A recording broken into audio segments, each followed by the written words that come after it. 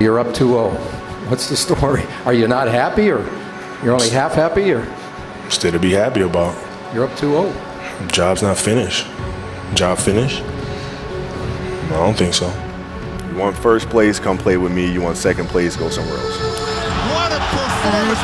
What an exit for number 24. You couldn't have written this. I remember asking him why he couldn't just sit a game out because he was hurting. He said, "What about the fans that saved up to watch me play just once?" He never forgot about his fans. He loved you all so much.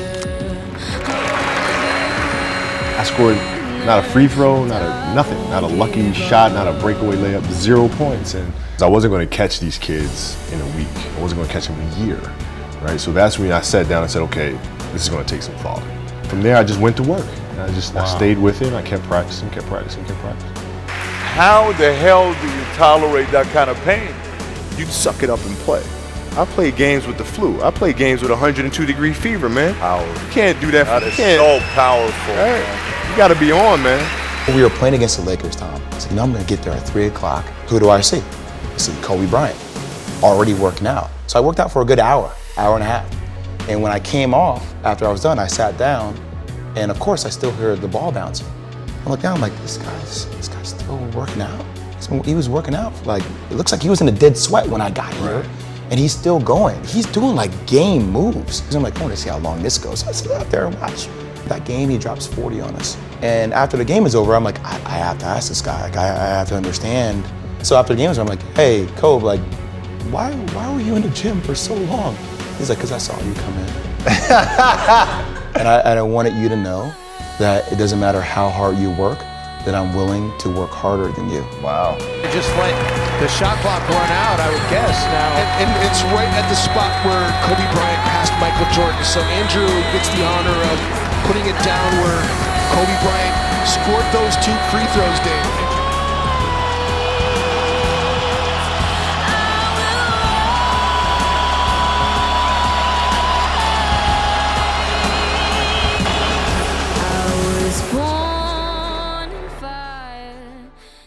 I wanted to be one of the best basketball players to ever play.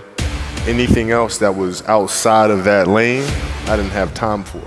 I played games with the flu. I played games with 102-degree fever, man.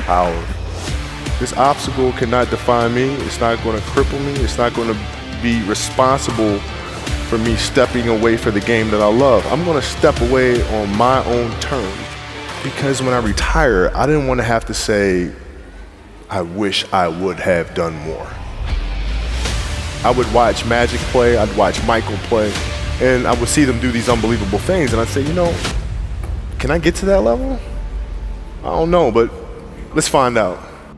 Who would Shaq be if he had your work ethic? He'd be the greatest of all time. If Shaq had your work ethic, he'd be the greatest of all time. Greatest of all time by a mile. Sure. He'd be the first to tell you that, for sure. I mean, this guy was a force like I have never seen. I mean, it was crazy. You know, a guy at that size, generally guys at that size are a little timid and they don't want to be tall. They don't want to be big. Man, this dude he did not care. He was mean. He was nasty. He was competitive. He was vindictive. I mean, I wish he was in the gym. I would have had 12 rings. Yeah, because I don't deal with people that don't commit at that level, but then act as if they do. I don't deal with that. I don't. You know, he would say, okay, Kobe's not throwing me the ball. And, you know, media would take it and run with it and all sorts of stuff. And I'm like, well, bruh, if you were in shape, by the time I run down on a fast break and run back and then run down, you're still coming down the first time, bruh. Like, what the hell do you want me to do? Right? So a lot of our contention came from that. And even though he was older, you were still confronting him. You didn't care. Oh, I didn't care, man. From listen, day one, bro. From day one. I knew for sure. Rick Fox, my teammates, they all thought I was absolutely crazy the day me and Shaq got in a fist fight. After that day, they were like, "Okay, Kobe, you're certifiable."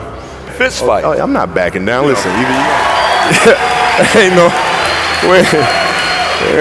you know, there's a level of respect, and for Shaq too, by the way. And I know he's told me that day was a big turning point for him, because it was like, you know, he's generally used to talking trash and saying what he wants, and nobody really stepping up and challenging him on that. And when he saw me challenge him on that, he was like, "This kid's crazy. All right, I can win with that." So at 13 years old, I had a kill list. And so, you know, they used to do these rankings. It was Street and Smith basketball rankings. And I was nowhere to be found, because I was like 6'4", scrawny, like 160 pounds soaking wet. So I was like 57 on the list. And so I would look at 56, 55, all the way up to number 1, who these players are, what club teams they played for. So when we go on an AAU travel circuit, I got to hunt them down, right? And so that became my mission in high school, is to check off every other person, all those 56 other names, hunt them down and knock them down. So like at 13 years old, you know, I played the longer game, because my game wasn't about being better than you at 13. It was to be better than you when, you know, the chips are really on the line. So when we played at 13, I would size you up and see what your strengths and weaknesses are. How do you approach the game? Are you silly about it? Are you goofy about it? Are you good at it just because you're bigger and stronger than everybody else, right? Or is there actually thought and skill that you put into it, right? And when I'd play to my weaknesses. I wouldn't play to my strengths. I played to my weaknesses. Because when you're playing summer basketball, there's so many games. So there's not a lot of skill work being done. So when are you going to get better? Right? When you're playing in competition situations, you're only playing to your strengths. Why? Because you want to win. Right? So what I would do, I was work on the things during those games that I was weak at. Left hand, pull-up jump shot, post game. Right? So I have a strategy. And so then fast forward to when I'm 17, and my game is completely well-rounded, and that player at 13 that I saw at 13 is still doing the same shit at 17, now you got a problem. That's right. Okay, I shot 5 air balls on national TV in front of millions of people that cost us the series, and I'm 18, I'm fine, dude.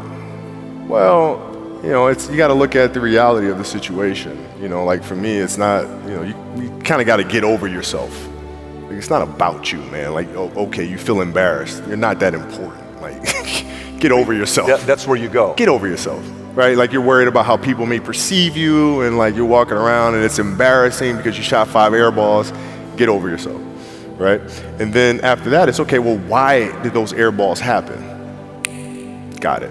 High school, year before, we played 35 games, max, right? Week in between, spaced out, plenty of time to rest. In the NBA, it's back to back to back to back to back to back to back.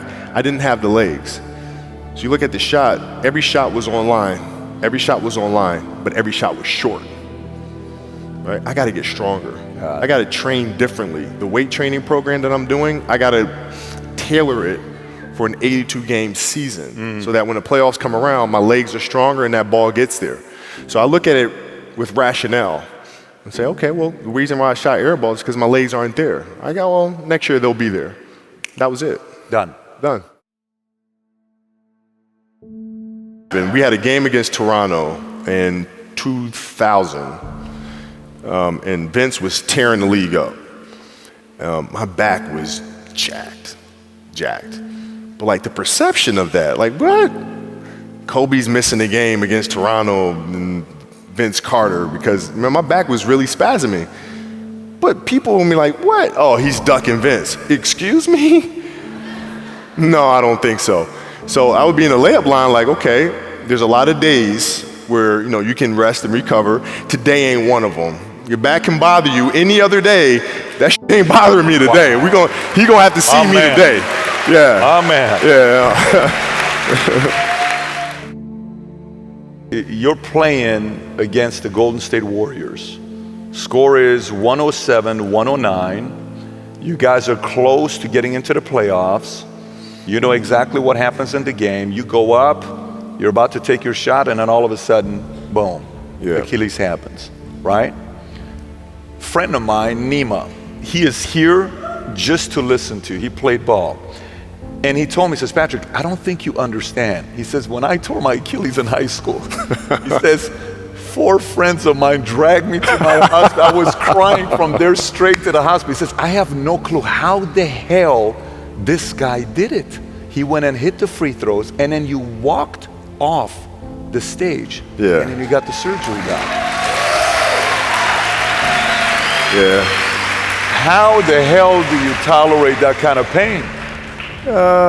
You know, I use this. I tell this example, and I think this is the best way to explain it. You know, you have a hamstring injury, you pull your hamstring really, really badly. You can barely walk, right? Let alone play anything, soccer, basketball, volleyball, whatever it is. You can't do anything. You're at home. All of a sudden, a fire breaks out in the home. Right? Your kids are upstairs.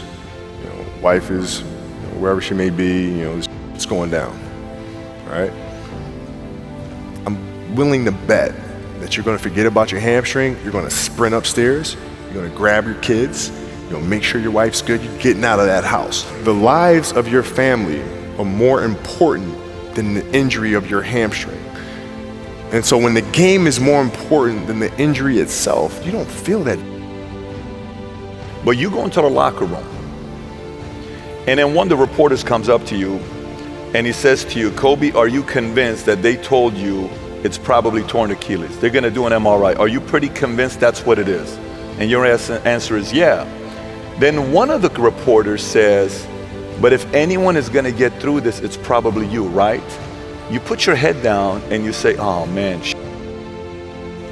Dude, wow. Achilles were like the kiss of death for Yes. athletes. Like, Yes. I don't know if I can do this. I don't know. There's so many factors. There's the surgery that has to take place. The surgery has to go well, right? And then just, it's a tendon. I'm not dealing with anything that's muscular or things that I can control. I can't control a tendon. You know what I'm saying? So like, I don't know. And then thinking about what that process of recovery is going to look like. It's a long one. Do I want to do that shit? I don't know if I want to do it. I don't know. So that was the hardest part. You don't know if you want to do it, or you don't know if you are going to be able to come back from it. Both. Oh, like, both I don't know of if I can do it. I don't know if I want to do it. Got it. I mean, it's a long Yes. process. But like, when I went in the trainer's room, my kids are in there, and you know, they're looking at you and stuff, and I'm looking at them, and I'm like, you know, it's all right. Dad's gonna be all right. It'll be fine. It'll be all right. It'll be all right. It'll be all right. As a parent, you gotta set the example. You gotta set the example. This is another obstacle. This obstacle cannot define me. It's not gonna cripple me. It's not gonna be responsible for me stepping away for the game that I love. I'm gonna step away on my own terms. And that's when the decision was made that, you know what, I'm doing it. I'm doing it. You're a freaking beast, bro. Yeah, hey.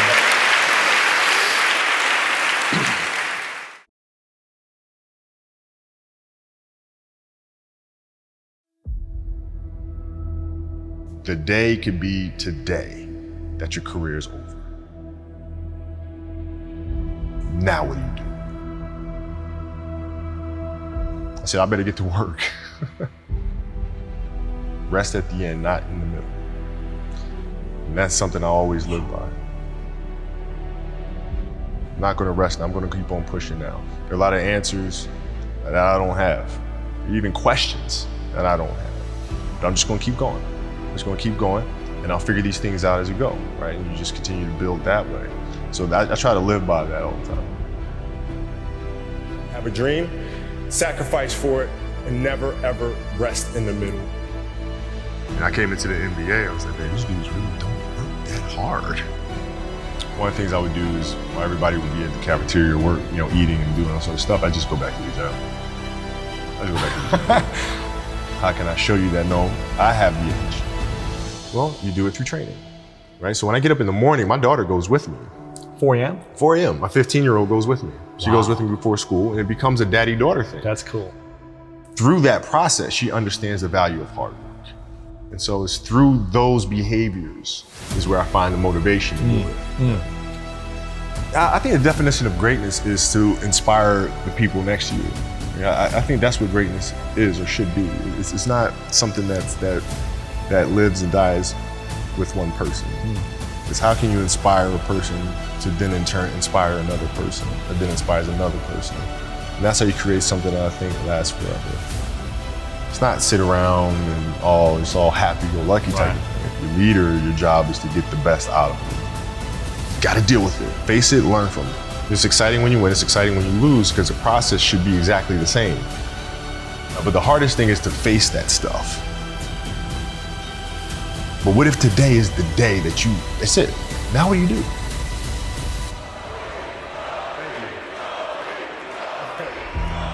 What can I say?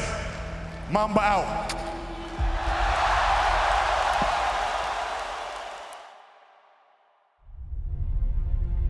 My parents were great. You know, growing up, they instilled in me the importance of imagination, of curiosity, and understanding that, okay, if you want to accomplish something, I'm not just going to sit here and say, yes, you can do whatever you want. Yes, you can, but you have to also put in the work to get there, right? So they taught me that at a really early age, man. And when you grow up as a kid thinking that the world is your oyster, all things are possible if you put in the work to do it, you grow up having that fundamental belief. Who was more influential for you, your father or mother? Both were influential at different points. Yeah. Right. My mom was there on a daily basis. My father was really influential at a really critical time where I had a summer where I played basketball when I was like 10 or 11 years old.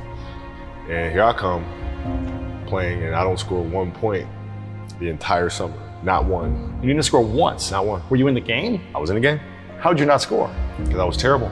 Not a free throw, nothing. Not a lucky shot, not a breakaway layup, 0 points. And I remember crying about it and being upset about it. My father just gave me a hug and said, listen, whether you score 0 or score 60, I'm gonna love you no matter what. Wow. Now that is the most important thing that you can say to a child. Because from there, I was like, okay, that gives me all the confidence in the world to fail. I have the security there. But to hell with that, I'm scoring 60. Let's go. Right. And from there, I just went to work. I stayed with it, and I kept practicing. I think that's when the idea of understanding a long-term view became important. Because I wasn't going to catch these kids in a week. I wasn't going to catch them in a year. Right? So that's when I sat down and said, okay, this is going to take some thought. Right? What do I want to work on first? All right, shooting. All right, let's knock this out. Let's focus on this. Half a year, 6 months, do nothing but shoot.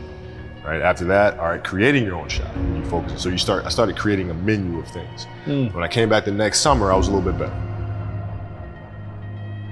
And then 14 came around, back half of 13, 14 years old, and then I was just killing everyone. And it happened in 2 years, and I wasn't expecting it to happen in 2 years, but it did, because what I had to do was work on the basics and the fundamentals. While they relied on their athleticism and their natural ability. And because I stick to the fundamentals, it just caught up to me. And then my body, my knees stopped hurting, I grew into my frame. And then your athleticism, once you have the fundamentals, the hard work, the mindset, and you tack on the athleticism, it's game over. Then it was game over. Wow.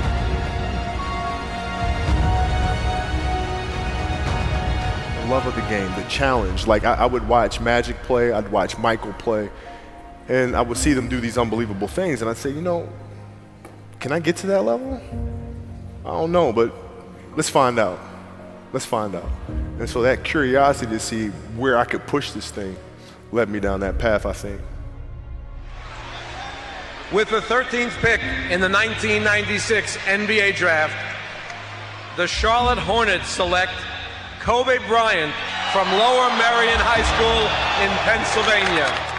Greatness lies ahead for this young man. Well, I learned that you have to work hard and you have to approach the game with a serious mindset. There was a stretch in 03 where Shaq was out with an injury.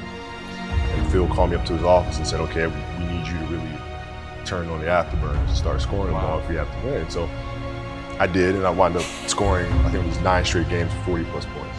9 straight? 9 straight games. And then Shaq comes back, his second to last game of that. And then Phil calls me to his office and says, Cole, okay, I need you to dial it back. I'm like, why? Like, we're winning. I don't understand. It's because our goal is to win a championship. But But if you continue to do this, we'll lose Shaq. We'll lose him. His motivation, his excitement. What triggers him, right?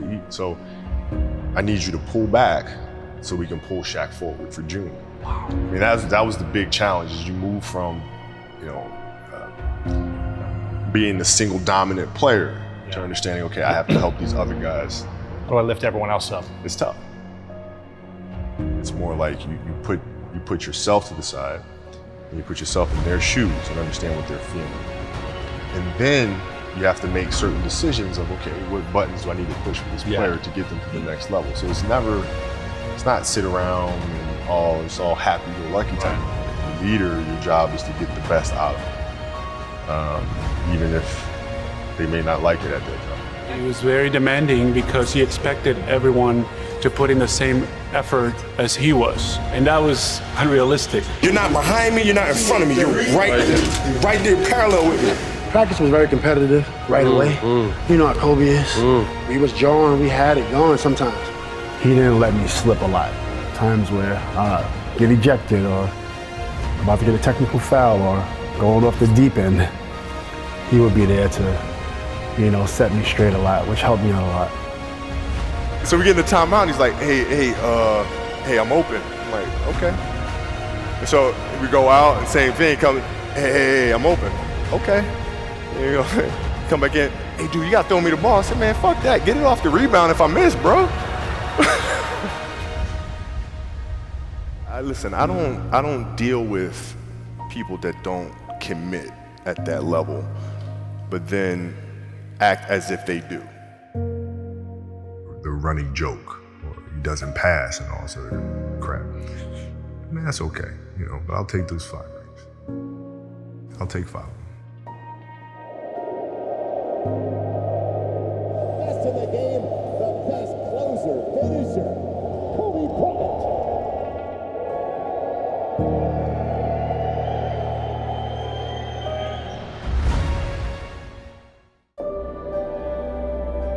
Those times when you get up early and you work hard. Those times when you stay up late and you work hard. Those times when you don't feel like working, you're too tired, you don't want to push yourself, but you do it anyway. That is actually the dream. That's the dream. It's not the destination, it's the journey. And if you guys can understand that, then what you'll see happen is that you won't accomplish your dreams. Your dreams won't come true. Something greater will.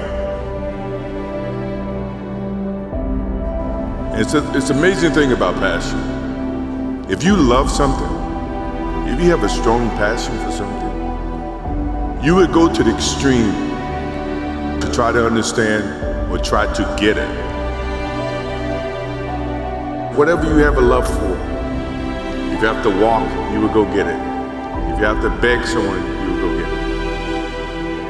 I don't think you guys understand how present you guys were with me. You guys were there with me at 5:30 in the morning when I was running the track and I was midway through my workout. And I didn't know if I could make it through. And I thought about the expectations you guys had for me and you had for our team. And it pushed me through. It got me through those 800s and 400s and 100s at 5:30 in the morning. So I thank you. We're not on this stage just because of talent or ability. We're up here because of 4 a.m. We're up here because of 2-a-days or 5-a-days. We're up here because we had a dream and let nothing stand in our way. If anything tried to bring us down, we used it to make us strong. We were never satisfied, never finished, will never be retired. My high school English teacher, Mr. Fisk, he had this beautiful quote, and it read, "Rest at the end, not in the middle." And I took that to heart. I believe there's time for resting at the end, but for me, that time is not now. Thank you for this tremendous honor of acknowledging my basketball career, but I'm far from done. My next dream is to be honored one day for inspiring the next generation of athletes to have a dream, sacrifice for it, and never ever rest in the middle. Rest at the end, not in the middle. Be yourself. That's it. Be you. Be you. There's no gimmick. You don't have to contrive anything. Who are you? Where are you today? What is your story? Where does that come from? And if you guys can understand that, then I'm doing my job as a father. Thank you guys so much. I love you.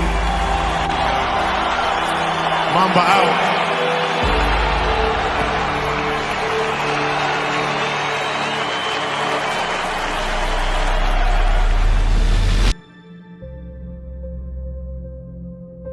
Because if you play with the fear of failing, you'll have the pressure on yourself to play, to capitulate to that fear.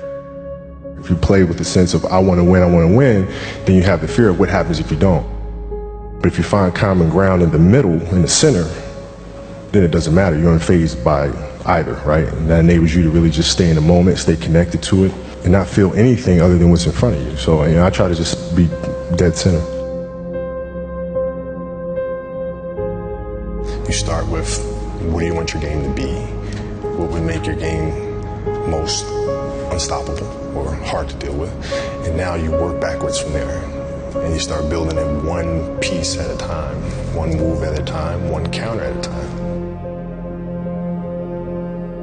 Who would Shaq be if he had your work ethic? He'd be the greatest of all time. If Shaq had your work ethic, he'd be the greatest of all time. Greatest of all time by sure. He'd be the first to tell you that, for sure. I mean, this guy was a force like I have never seen. I mean, it was crazy. A guy at that size, generally guys at that size are a little timid and they don't want to be tall. They don't want to be big. Man, this dude he did not care. He was mean. He was nasty. He was competitive. He was vindictive. I mean, I wish he was in the gym. I would have had 12 rings. If he had the work ethic. My God, yeah. We ain't be close. If you're lazy, man, I don't want to talk to you. I don't want to deal with you. You don't make me feel dumber. You're going to lower my level. I don't think so. You can go over there. There's plenty of teams in here where you'll fit right in. I don't deal with people that don't commit at that level, but then act as if they do. I don't deal with that. I don't. It's real shit. I mean, listen. So, like, we used to get into stuff all the time because it was like, he would say, okay, Kobe's not throwing me the ball. And, media would take it and run with it and all this other stuff. And I'm like, well, bruh, if you were in shape, by the time I run down on a fast break and run back and then run down, you're still coming down the first time, bruh. Like, what the hell do you want me to do? Right? So a lot of our contention came from that. And even though he was older, you were still confronting him. You didn't care. Oh, I didn't care, man. From listen, day one, bro. From day one. I knew for sure. Rick Fox, my teammates, they all thought I was absolutely crazy the day me and Shaq got in a fist fight. After that day, they were like, "Okay, Kobe, you're certifiable." Fist fight. Oh yeah, fist fight. Oh, I'm not backing down. Listen, either you're gonna whoop my ass or we're gonna have a night. But ain't no way.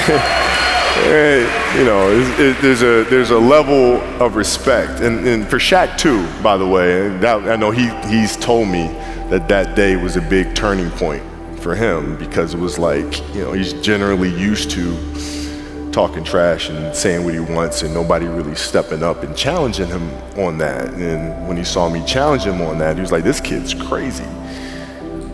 All right, I can win with that, and so that was kind of the beginning of our relationship, I think. That's probably never happened to him. That's probably not something that's common to him. No, I mean, he's also 7 feet tall since he was 3 years old or something, right? There was this is all coming back to me right now. There's also a game in Phoenix, my first year we were playing, and he kept posting up, but they kept fouling him, so he kept going to the free throw line and kept missing them. And so he'd throw the ball out to me. I'm not throwing that back in there, right? So I kept shooting him, right? So we get in the timeout, and he's like, hey, I'm open. I'm like, okay. And so we go out, and same thing, hey, I'm open. Okay. There you go. Come back in. Hey, dude, you got to throw me the ball. I said, man, f that. Get it off the rebound if I miss, bro. You told him this. First year. 18 years old, man. 18 years old. And I must have been out of my damn mind. The story continues. The story continues. So if you fail on Monday, the only way it's a failure on Monday is if you decide to not progress from that, right? So to me, that's why failure is not existent. Because, you know, if I fail today, okay, I'm gonna learn something from that failure and I'm gonna try again on Tuesday. Those times when you don't feel like working, you're too tired, you don't want to push yourself, but you do it anyway. That's the dream. It's not the destination, it's the journey.